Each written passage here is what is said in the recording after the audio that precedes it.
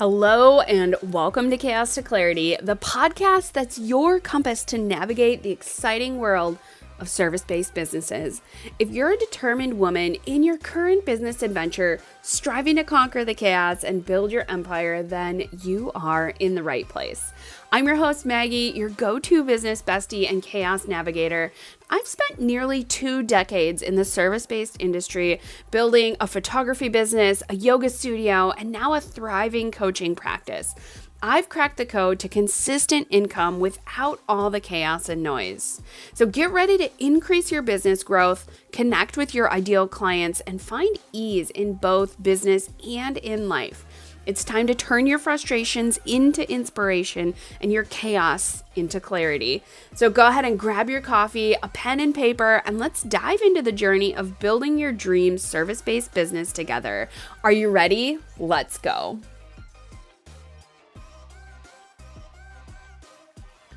Hello, everyone, and welcome back to the Chaos to Clarity podcast. My name is Maggie. I'm your host, your business bestie, and your Chaos to Clarity business coach. Today, we're talking about how to reach out to potential coaching clients, otherwise known as lead generation. And I've seen this topic coming up more and more and more, that people are afraid of cold DMing, that people are afraid that they might say the wrong thing, whether that's on social media or networking or email or in person, wherever that is. So today we're going to talk about reaching out to these potential clients, but we're going to talk about different ways and different places you can do that. So I'm going to cover a little bit on social media, right? Reaching out to potential clients on social media. I'm going to talk about reaching out and connecting with potential clients through networking. And this one is a little different than you might think. And then I'm also just going to briefly touch on email and using email to reach out to potential coaching clients. So let's go ahead and dive right in. So we're going to start with social media, which is probably what most people turn to immediately when they think of lead generation or reaching out to potential clients. And yes, social media is amazing. Social media is such a great tool for you to use to generate leads, right? To start connecting with and reaching out. But here's where I find a lot of people either get scared or they get nervous, or a lot of maybe fears, imposter syndrome might start to surface, okay? And I think you'll see this a lot of places. A lot of times people will say, I hate cold DMs, or, don't ever cold DM me, or so on and so forth, which, yes, I would say don't cold DM if you're just cold DMing or cold emailing just to ask for a sale. Okay, there is a really great tactic that I love to use that helps people see what you're up to, right? It helps people see, it gains rapport with the other person. You step into the know, like, and trust factor. You're getting into the seen, heard, understood, okay? And you're really utilizing social media as a means of starting to form a relationship. And this whole podcast today is really kind of around, when you think about how to reach out to potential coaching clients, thinking about how can you form a relationship with this person, right? So if you're in this great big ocean, a lot, like anyone that you kind of bump up against could be considered a lead, right? A cold or cool lead. And I'm going to talk about today cold or cool, warm, and hot leads, right? The difference kind of between those three, and how to really take someone from being cold or cool to hot in a way that doesn't feel spammy. And this is stuff that I actually teach my clients all of the time. And I teach them this, I help them with this, because having these tools in their tool belt allows them, whether they are introverted, extroverted, manifester, generator, Manny-Gen, reflector, projector, right? Whatever, Enneagram, I don't know, 1 through 9, right? It really helps you feel into what feels good for you, the person doing the reaching out, and how can you make that other person feel really welcome, right? How can you make that other person feel like, oh my gosh, they are reading my stuff. Oh my gosh, they care about me. Oh my gosh, they remembered that thing that I said in that meeting. Okay. So, number one, when you are thinking about reaching out to people on social media, we're going to start there.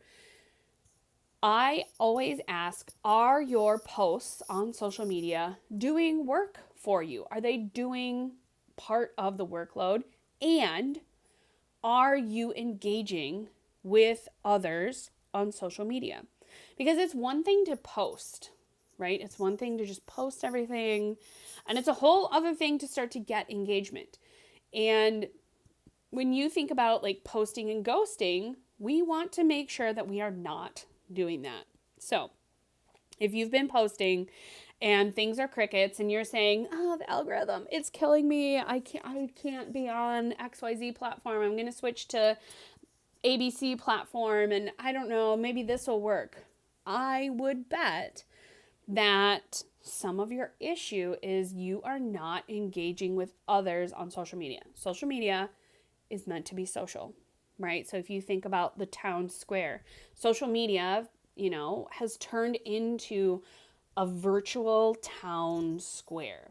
And how can you really use that virtual town square for your benefit? And there are a lot of ways. So number one, and I know I've talked about this before, I'm going to post some of the links below for other episodes that I've talked about creating content and so on and so forth, but I'm going to remind you again, you want to have content that is engaging, value-driven, and bringing an offer to your people. And you don't have to include all of those in one. They can be separate. You don't have to only do one or the other, right? And I would say if you're looking for some sort of balance, you're probably going to want 40% engagement, 40% value, and 20% offer. Why? Because you still want to tell people what you're doing.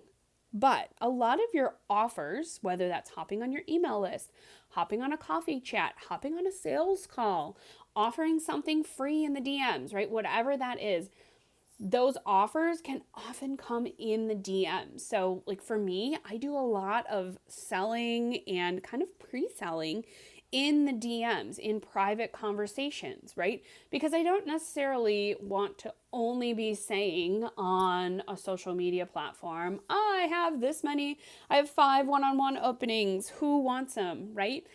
Mainly because that's just not how I enjoy selling. And here's where I'm going to bring it back to what I said before. What do you enjoy selling? Like, how do you enjoy selling? And if you think about this, if you're like, Maggie, I literally have no clue. Think about how you like to buy. This is something that a coach of mine last year asked me when I was having some of these very similar thoughts of like, I don't know what I'm doing. And I mean, I do, but I felt very like lost and kerfluffled and just like I didn't know my way. So she asked me, she said, well, think about it from the other side. How do you like to buy, right? Like, how do you like to buy little things, like gum at the grocery store? What attracts you? And then work your way up to bigger and bigger things, right? How do you buy a car? How do you buy a TV? How do you invest in coaching? How do you, how do you buy these things? What do you do? How do you like to be sold to? What feels good for you? And then once you have those answers, think about it from the flip side. Would you like to sell to someone in that manner? And that really, really helped me just see so much possibility in how I was selling, how I was connecting, the way that I was having conversations. That is what really helped me shift into service and selling with value first, right? And if you've been in the DMs with me, you know that I show up with so much value. And I do that intentionally because I know I have so much to give. And I know there are so many people out there who have been burned by other coaches. And, I am definitely on the side of coaching where we are working on healing those wounds, right? We're working through coming out of some of that trauma. And I laugh because I think it's kind of funny. Sometimes I feel like trauma is a buzzword.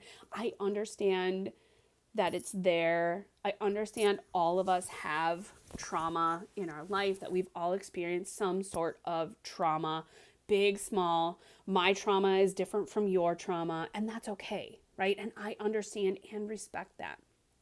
However, I also know that I am an entrepreneur. I am here to make money in my business so that the world can continue to go round, right?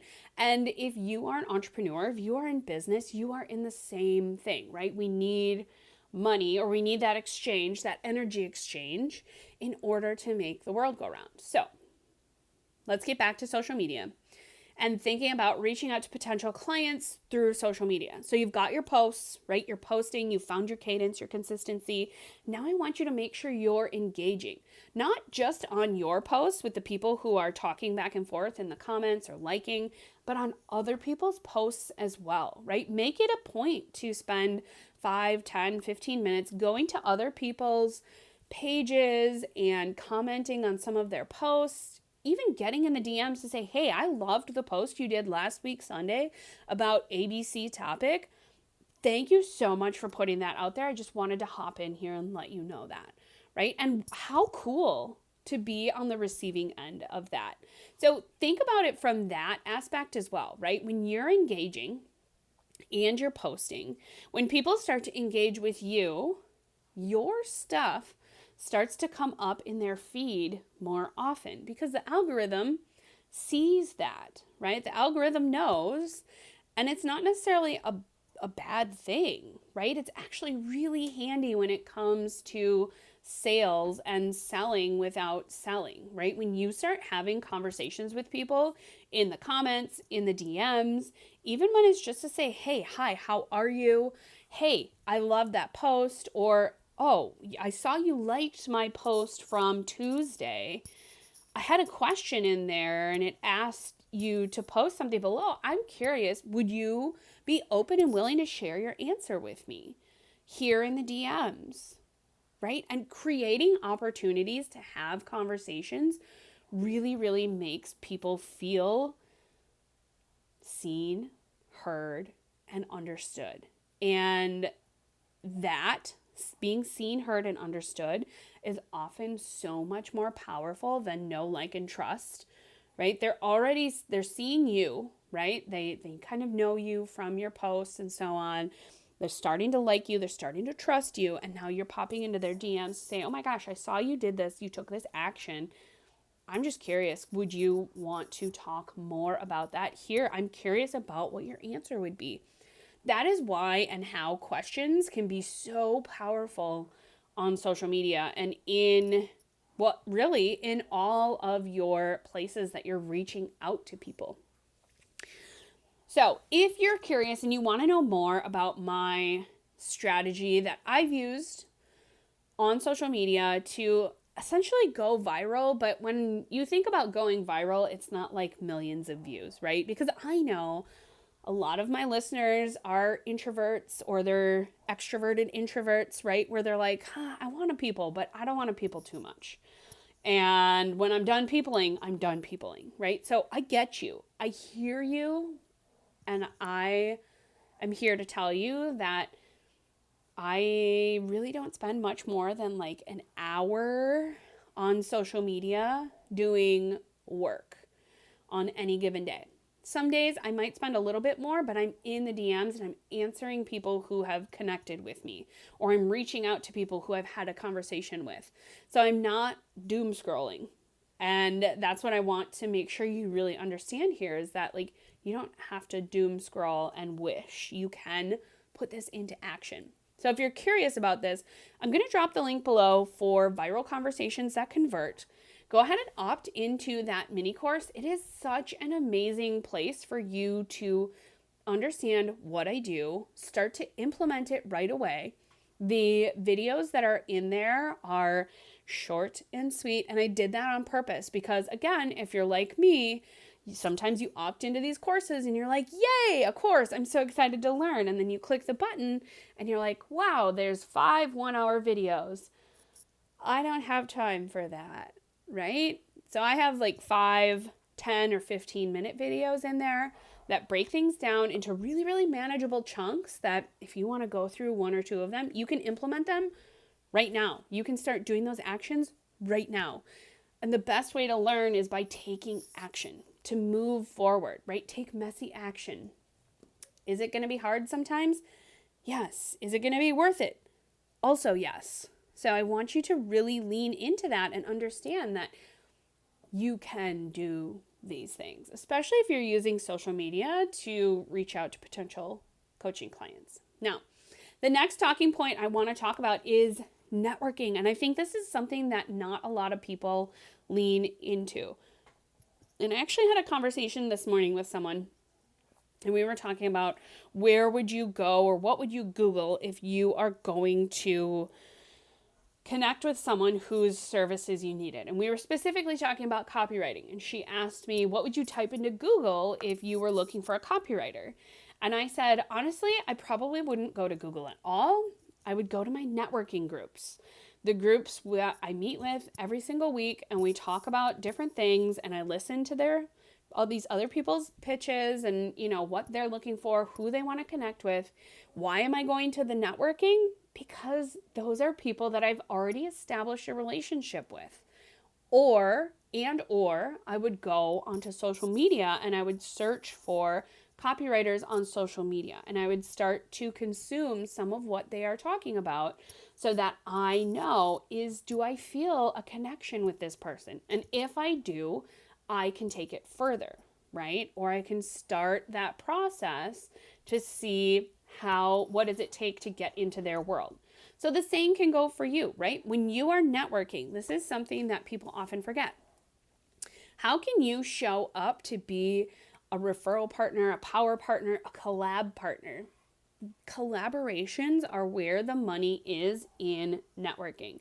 If you're showing up to networking wanting to get clients, right? Or you're wanting to reach out to potential coaching clients, you're going to networking for the wrong reasons, right? When you show up to networking, you want to show up there, talk about who you serve best in a way that allows for the other people in the room to go, oh my goodness, my friend was just talking about how she is scared to reach out to people on social media. I need to connect her with Maggie because Maggie helps people with lead generation.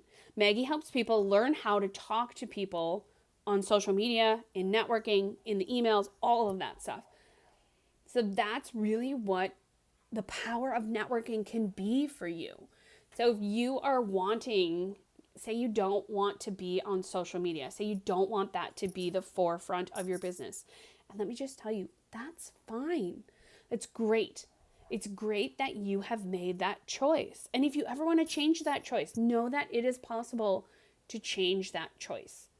You just need to situate yourself in a position where if you are relying on networking, well, now you're going to want to create collaborations with others in the networking group. You're going to want to get really, really specific on your ask when you go into that networking group so that when you are talking, people are already thinking, oh, I've got to connect my friend with this person.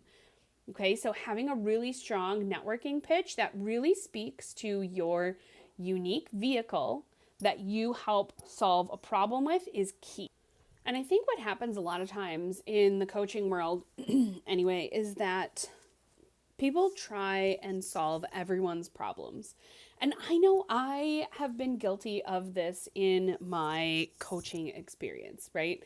I thought I was going to change the world, so on and so forth, and I tried to do too much. And nothing worked then. So what I did, which is why I specialize in lead generation now and having conversations, because that's what I'm really, really good at. Over all of my businesses, what have I done the best? Having a conversation in order to create business for myself, in order to create opportunities for me to make money. So, something that I make it a point to do in a networking room is to write down everyone's names that are in that networking room. And then as they are giving their pitch, as they are talking about themselves, who they work with, what they do, I will make notes on whether or not that person is going to be a good connection for me. And if they are, I make sure to get on their calendar and I make sure to have conversations with them about potential collaborations or potential ways that we can work with each other and get in front of each other's audiences. Why? Because now you're utilizing the town square that is networking to get in front of other people's audiences. Think about it this way. And, right now we're going into an election year in the United States. And, when people are out campaigning, they are going to different cities. They're talking about themselves. They are pitching themselves to the townspeople in other places, right? Not just where they are. And even on a smaller local level, right? If you are running for like an alderman, like a district within your city, you're going to go to the people that are in your district, but you're also going to start talking to people outside your district. Why? Because the people outside your district are friends with people probably inside your district. So if people outside your district are saying, oh, wow, did you know this about that person who's running for blah, blah, blah? They're going to start to influence their friends, right? So now you're getting into like customer evangelism, right? Where you're connecting with people, you're getting customers, you're talking, blah, blah, blah. And people are saying your name outside of that little networking Zoom room, right? So think about it that way, right? When you are talking about what you do, when you're talking about who you best work with, how can you say it in simple, easy to understand language that is unique enough to be spoke about again, maybe when you're not in the room, okay? So when you want to reach potential coaching clients in a networking space, how can you, in, a 1 to 2 minute pitch, really, really effectively tell people what you do and how they can connect with you? And I think another thing that people forget in the networking space is telling people an easy way to connect with you. And probably I would say the easiest way is that when you are in a networking space and you are wanting referrals, right? So you tell the room, I have 5 one-on-one coaching spaces open. I would love a 3-way email between me, the listener right now, and your friend to say, hey, I'm introducing you to Maggie. She has some one-on-one coaching spaces open. She's an amazing lead gen strategist. She's going to help you figure out the best way to connect with your clients that's easy for you and easy for them. So you can take all of the hassle out of selling. That's a very easy email to send, right? It's a very easy way for you, the listener, to say to your friend, hey, I know you're struggling connecting with clients. I know someone. I was in a Zoom room with her. I've listened to her. I know, like, and trust her. Here's a referral, right? And that is, like, again, getting into seen, heard, and understood, where now you're taking this know, like, and trust factor, you're building rapport, and you're expanding into, I see you. I hear this problem you're having. I have a solution. Let's talk about it. And then it turns into a conversation, right? Of here's what I do. Here's how I help people. Does this sound appealing to you? If it's a yes, then you can get more deeper into a sales call with someone. And sales calls don't have to be this like frightening, terrifying, belittling, whatever thing. It can be so easy if you let it be easy, right? The choice is literally yours, whether or not you allow this thing to be easy or not. And the same in any portion of your business. Taxes can be easy if you let them be easy. If you choose that easy. Are there going to be things that are going to be hard or challenging? Yes, absolutely. 100%. Life is not without challenges. Okay, so now I want to talk a little bit about reaching out to potential clients through email. And this is potentially a little bit nuanced, right? Because you have to build your email list first. And building your email list can typically look like being on some sort of social media, maybe blogging, maybe Pinterest, maybe podcasts, right? Always directing people back to your website, whether that is a freebie or a sign up for my newsletter, because I send more in-depth things to the newsletter or what have you, right? There are a few facets to that. But overall, if you are trying, again, to reach out to potential clients through email, now could be a little bit more intimate for them, and you as the emailer can get a little bit more detailed in some of your emails or your blog posts, right? The places that people are going to read. So as you are, again, gaining that rapport, collecting email addresses, right? You want to be able to provide them something in exchange for an email address. So having a freebie that people really want is really, really important. So for me, one of my freebies is a mega list of Facebook groups to go and be a part of. Now, I chose that because I do a lot of my online social media networking on Facebook. I really enjoy using Facebook groups. They are a great place to kind of curate who you're talking to. And when you start to make friends with the admins, there are so many amazing things that start to happen, right? Because you are now gaining rapport, the know, like, and trust factor. You're starting to understand what that community wants. And now, yes, you have a niche, but now your offer for that specific community can be tailored to that community. And I'm not saying go and poach a community, but what I am saying is offer engagement, ask questions, offer value, right? Start to get people talking about what they need. Don't just go in there and throw all your stuff on promote posts. That is not engagement, because let's be honest, promote posts, not many people are buying from a promote post. What that promote post is doing is amplifying the original posters so that they come up to the top of the page. And once you start clicking on more of those promote posts, then more promote posts are going to start popping up into your feed. So if you want the promote posts to stop popping up in your feed, stop posting on them, stop interacting with them, scroll past them, right? So knowing that, back to email, right? If you don't want to rely on social media, now you can run ads on social media to start collecting email addresses. That is an option.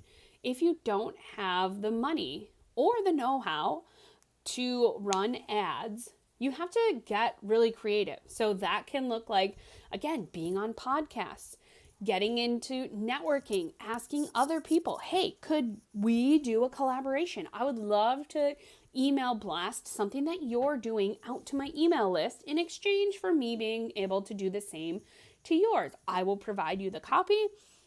Here is how this will work, right? In the hopes that some of these cross collaborations, that these cross communities will start to be on other people's emails, right? So I think that is just a really interesting way to go about this. And a lot of times, yes, social media can be the quote unquote easier way, but the more creative you can get, and when I say creative, I think a lot of people get really funky about creativity. A lot of people hear creativity, assume drawing or assume painting or assume photography. But for me, really, creativity is being an entrepreneur. To be an entrepreneur is to be creative. Why? Because you are literally generating your own income. And the income possibility is infinite in entrepreneurship. You have the ability to earn as much money as you want, right? And it is a choice for you to do that. So I also think people get really in the weeds there, right? That, oh, entrepreneurship is so hard and I'm not making any money, blah, blah, blah, blah, blah. But quite honestly, by thinking those thoughts, continuing to think those thoughts, giving your brain proof, oh, this is so hard, that it will continue to be hard when you can shift that narrative. Okay, when you can shift those thoughts. This might be challenging, but I like a challenge. How can I take one step today to get in front of someone else's audience? What can I do to start connecting with people, to collaborate with people? Because oftentimes collaboration is usually free, right? It's kind of an exchange. It's an energy exchange, which I would also argue that money is an energy exchange as well. But when you start to get into and get with other people's audiences, again, you're growing your lead generation pool, going from cool to warm to hot. Okay, so we've talked about social media. We've talked about networking. We've talked a little bit about email. Now, I want to get back to and just touch on cool, warm, hot leads, okay? So when you start this, wherever you're starting your attempt to reach out to potential clients, you are reaching out to a cold or cool pool, right? Not many of these people know who you are. You need to start introducing yourself. Chances are you probably have to show up a bunch of times before you start getting noticed, before you start gaining that rapport, before the know, like, and trust starts to happen. But I will say, when you collaborate, your lead pool, right, will automatically get warmer when you're in front of someone else's audience, because that person that you are in front of their audience with, they already know, like, and trust you, which is why networking can be so, so beneficial.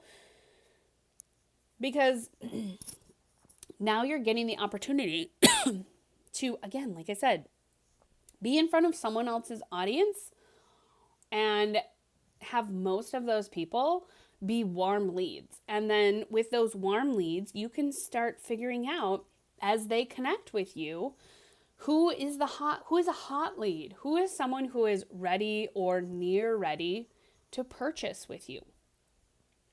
So that's kind of the trajectory you can take as far as cool, warm, hot leads go. And I'm curious to know if you are interested in learning more about cool, warm, hot leads. If you're interested in learning more about how lead generation works, right? I obviously talk about having conversations a lot.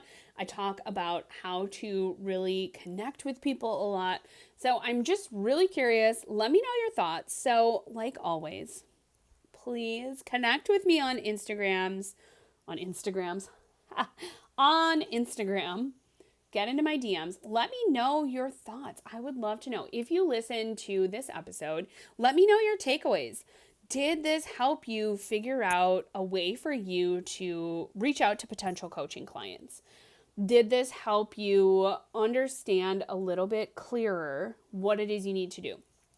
If you are still questioning, if you are still wondering which way is for me, again, go ahead and get in my Instagram DMs.